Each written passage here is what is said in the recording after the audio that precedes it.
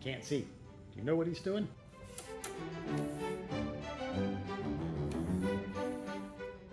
I don't know.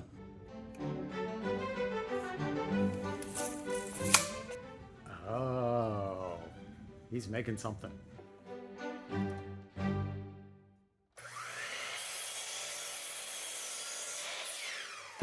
This is Making with Mog.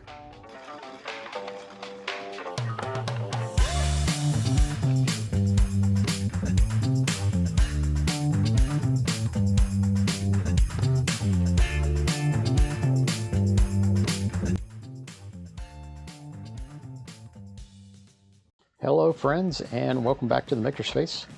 This is Making with Mog. Today we're going to be working on some holiday cats, and we are starting off with 3 sections of 2x4 cut to 7, 9, and 11 inches. You can also do other multiples of 2. The key is having a little bit of height variation in there. I started by marking the center of the board and then measuring about 2 to 2.5 inches down, and made a mark, and then went from that mark to each corner. That's going to give us our ears. On the third piece, I actually decided to do a little flat spot between the ears to give a little more character, since I'm making multiple cats. Now I'm doing this on the bandsaw at the shop. If you don't have access to that kind of equipment, you can do this with a jigsaw or a handsaw.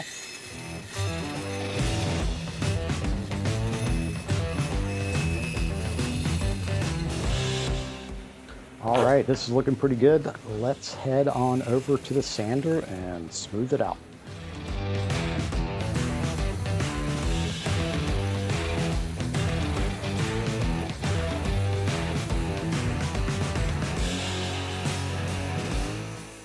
I am not a fan of sanding.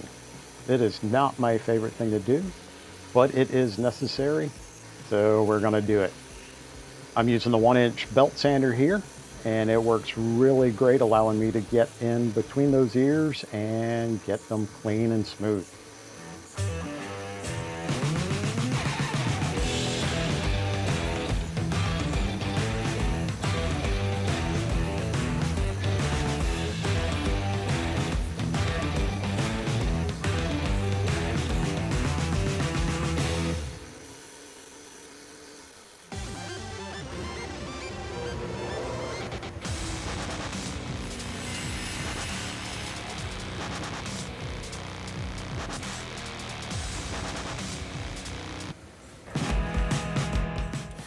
And we're back to sanding.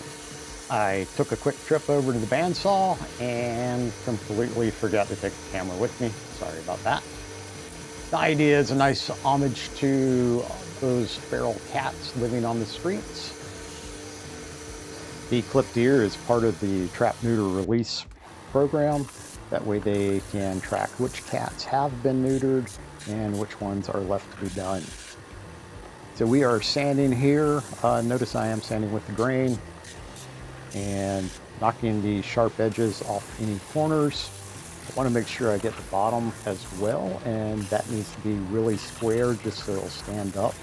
One of the big problems I find with the sanders are the work surface tends to get out of square really easily, and I will keep a square next to the sander, and I can quickly check it and correct it when I'm doing something that I need to be precise. So now we're over at the paint area. I am using a black satin paint. It's one of the preferred finishes that I like. I have had a lot of trouble with using glossy paints.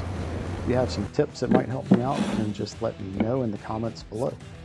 Off camera, I cut out and painted some eyes. These were designed in light burn and cut out on our CO2 laser and painted with a bright green color. All my cats have green eyes, so I figured that would be appropriate. So now I'll spend, I don't know, 20, 30 minutes fiddling with the eyes, moving them around, giving them different expressions.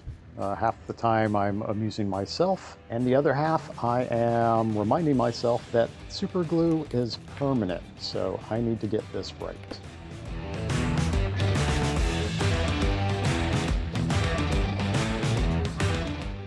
Remember when you were little and your mom said, if you make weird faces, to be careful because it might stay that way?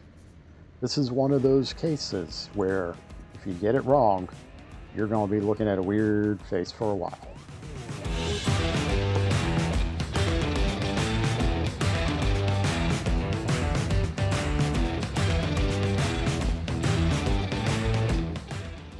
Now, to add a little more character to our cats, we are going to use some raffia. This can be found at your local craft store. I'm doing one with raffia and the other with twine. You could also use ribbon to give it a little character. And pencils everywhere.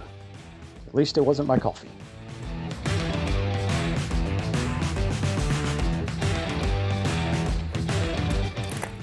Now just trim the ends and arrange the bows to your liking.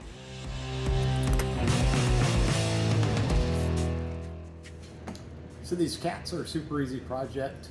They can be done with hand tools if you don't have a bandsaw or anything like that. It just takes a little longer, but not bad.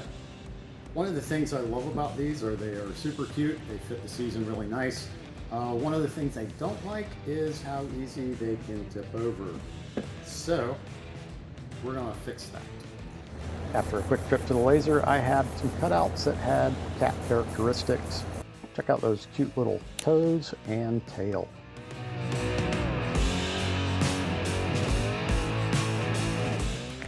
Originally, the base plates were designed to be screwed in place. This is an easy way to do it. However, you do need to make sure you're using countersinking screws and make sure they are all the way in so you don't scratch the surface that your cats are sitting on. Super glue also works really well in this case. So there we go. Our holiday cats are done. They have feet, tails, and are definitely not going to easily tip over. I know I have cats, 4 black cats, but they will knock over anything that's standing up. So at least these are a little harder to tip over. Hope you enjoyed it and hope you have a happy holiday. Thanks.